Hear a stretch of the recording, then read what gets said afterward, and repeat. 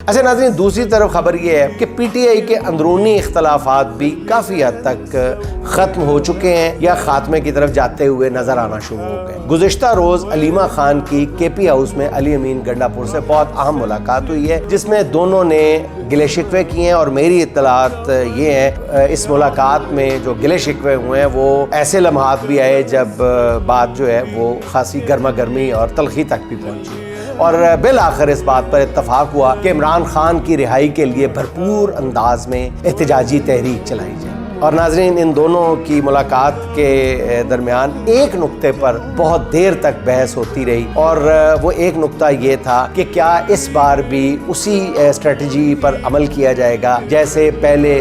کے پی سے جلوس آتے ہیں اور ان کو لیڈ کرتے ہیں علی امین گنڈا پور صاحب، تو کیا اس بار بھی یہی اسٹریٹجی اپنائی جائے گی؟ اس پر کافی دیر تک دونوں کے درمیان بحث ہوتی رہی اور خاصا جو تھا سوچ کا تضاد پایا جاتا تھا۔ اب آگے دیکھیے کہ کس بات پر اتفاق رائے ہوتا ہے۔ اس تحریک سے پہلے پارٹی کے تمام ذمہ داران کو الرٹ کر دیا گیا ہے